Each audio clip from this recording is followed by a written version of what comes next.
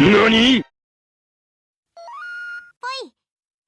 Hello, Monaverse, and welcome back at last to Otome Monday. Unfortunately, we do have to keep this game muted to avoid copyright music, but I guess it's okay to play the music now. It's been a hot minute. I honestly can't remember where we left off. I did record a little bit of this game, but unfortunately my sound wasn't on. It's not supposed to be on, but my microphone was very quiet. Pavo's just as excited as I am. Are you ready to jump in? Grab your seatbelts, because we're in for a wild ride, let me tell you. Da, da, da, da, da! So yeah, last time we left off, we met the really cute boy. I think his name was Leander? But now we are on the city streets. The air clings, sodden and heavy. Without the morning crowd, the sunless streets look barren and bleak. Even the peddlers are long gone. Only a pair of crows remain quibbling over stale crusts in the gutter. I feel I feel a ridiculous pang of envy. At least they've got reason to fight. I have never felt so lost. Curse and Leander— okay, yeah, his name is Leander.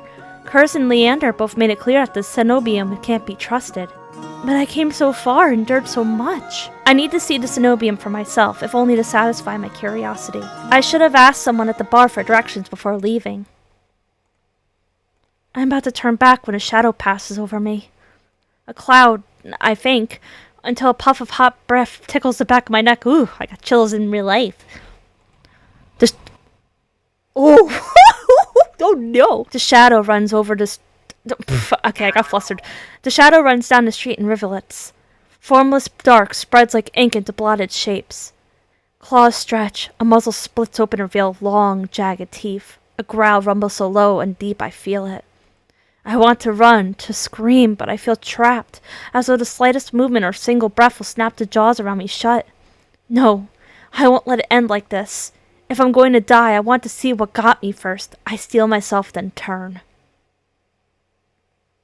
Hello? The shadow vanishes as quickly as it came. I'm left standing in the middle of the street, alone except for a figure reclining in the shade of a nearby stoop.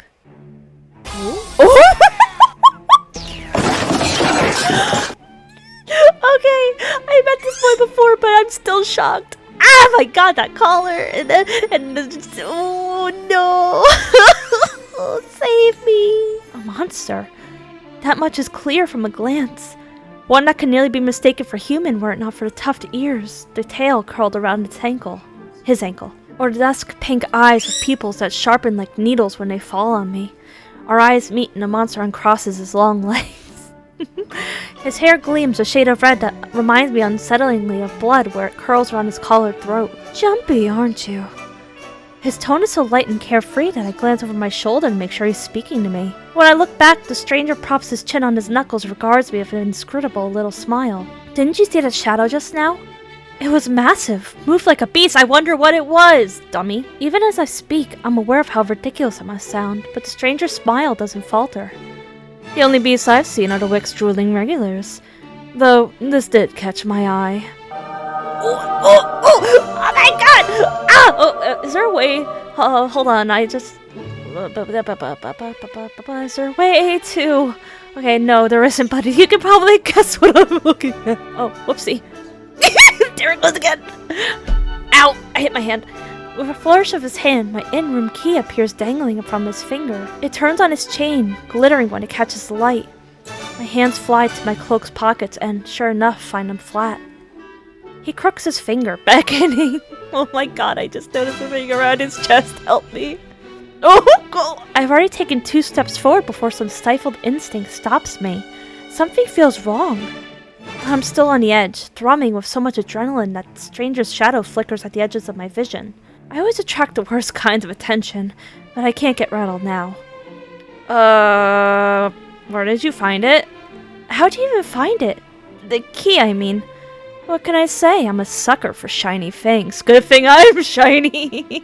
Oh my gosh, he has like a thing on his arm and it's really hot. He smiles wide enough to reveal pointed canines. Let me check feast. Okay, I saw you drop it. You really should be more careful. City like this, somebody might take advantage. A bald-faced lie said without any hint of irony. I can't figure out how he picked my pockets under my nose, but I'm certain he took my key, and I need it back. I approach the man, careful to keep it at arm's length away. He doesn't look dangerous, but the most deadly ones never do. Oh, he's deadly! The stranger's chain softly... How long is the chain? The stranger's chain softly clinks with a tilt of his head. His ears flick. Keeping your distance? I'd be stupid to trust you. You think I stole your dinky little key from all the way over here? His eyelashes are really pretty. He gives an exaggerated sigh. I'm good with my hands, but not that good. Do I really look like a common thief to you? He's got me there. The sheer fabric of his sleeves alone would be too expensive for most street thieves. Hell, his shoes look like they cost more time. What? I'm getting flustered. Hold on, deep breath. Forgive me for my sins that I have committed upon looking at this man. Hell, his shoes look like they cost more than I spent traveling here. And then there's the shop behind him. No matter the city, parted pink curtains only mean... What? Is that true? Maybe I'm too innocent. Okay, no, there isn't, but you can probably guess what I'm looking at. Yeah, innocent. No matter the city, parted pink curtains only ever mean one thing. I'm not looking to buy, and I doubt I could... shut up, Mona, shut up. I could put the money up. I'm not looking to buy, and I doubt I could afford your services anyway. Luckily for you, I don't... Shut... The man runs the tip of his... Whoa! Oh, over his fang, okay. The man runs the tip of his tongue over his fang. And for the first time since I stepped into that shadow, I feel something other than dread. My face grows hot. What are we feeling? That's not what I meant. I'm flattered, really. My mom subscribed to my channel. My mom... Oh no, it gets worse! We're... Seeks. My trade. I might make an exception for you. How about half off for a... Or you could just hand over my key. Ask nicely and I might even let you tug my tail. Stop! Just throw it here, so some spindly little street urchin can snatch it and run. He watches my key and tilts his head so he can watch it dangle back and forth. I suppose I could just claim your room for myself. Not that I'd be caught dead slumming in a wick with the rest of the slack-jawed imbeciles. You're obviously not from around here, so tell me, traveler, what misfortune brought you to this wretched place? His voice practically drips with derision. I'm not telling you anything. What could have possibly drawn you to this dreary little pig pen, I wonder? He called it a pig pen. I mean, he could call me a pig pen if he wants. He listlessly watches the arc of my key swinging around his finger. The weather's shit, the food's dreck, and there's entirely too many monsters for a human to feel safe unless... Oh my god, that front view! Stop! Whoever designed these boys, I love you. Please, do you do commissions? Please, I'm thirsty. Bark, bark. Dagger-sharp eyes flick towards me. They gleam with amusement. Unless you're just dying to consort with monsters. What are you saying? By now, my embarrassment has worn away, leaving simmering impatience in its place. If this is a shakedown, it's the most frustrating one I've ever heard of. I mean, I'm not against some fun with oh, never mind. Oh, we want to get with Curse. We want to get with Curse. We want to get with Curse. We want to get with Curse. Turn him down. Are you done? Or did you plan on flirting me until night falls? We're coming back for you, though, I promise. He touches his chest in mock affront. You wound me. How can you be so immune to my charms? Honestly, we might just be encouraging him. You're about as charming as an ox and half as subtle. I suggest you go practice your seduction on someone interested. That earns me a burst of breathy laughter. How about you teach me the ropes? Show me a thing or two. The more he flirts, the more convinced I become. He's making me lose my direction or whatever. The more he flirts, the more convinced I become that this is some kind of trap. It's a trap! No matter how innocent monsters look, they always have tricks up their sleeves. And something tells me this one's more dangerous than he lets on. Even if he has a lovely laugh.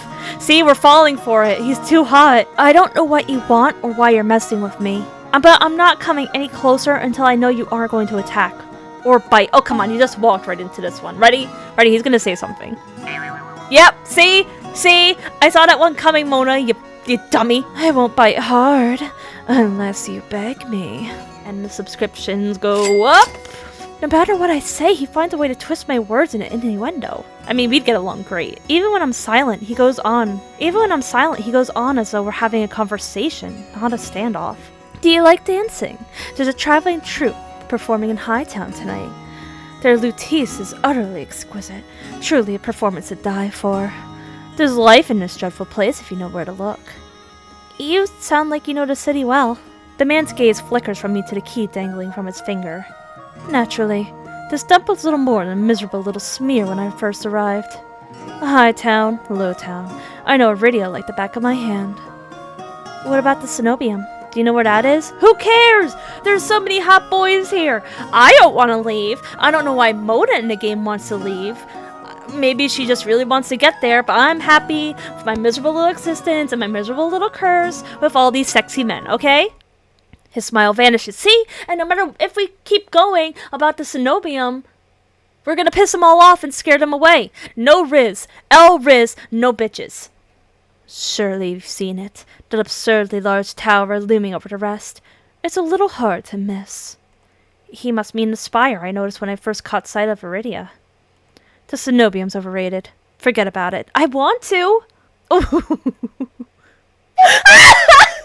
I can show you things those stuffy boars in their dimp tower couldn't even dream of. I've already got plans. Oh, have you pressing matters at the Cenobium? Lunch dates with the librarians, tea time with the most esteemed abbess. That's my business. What's the matter to you? He's so cute. He's so cute. See, this is why I'd be dead in one of these games, because a cute guy would come around and he'd just be able to murder me without anything, and I'd probably thank him. I square my shoulders and amusement bleeds out of him. Your loss.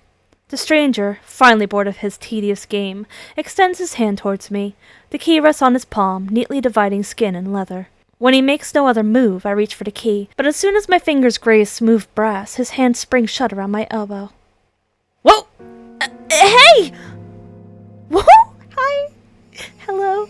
He yanks me down and I stagger, my soul slipping on the steps. For a sick moment, I fear my bandages will unravel under his touch, but he is careful not to disturb them even as his fingers dig into my arm. Whoa! Whoa, his eyes! I knew I smelled blood. You reek of death in the road. And that effing Dr. Curris? Oh, they have beef? They have beef? Oh, wait, hold on, this got interesting. His voice, once silken, lowers to a smoky growl. The shadows around him seethe and boil as he pulls me closer. And something else. He murmurs against my throat, his nose grazing my jaw. Let go! I try to twist away, but he doesn't budge. His breath trails down my neck. Whoa! Whoa, whoa, whoa, whoa. Sending a thrill of dread through me.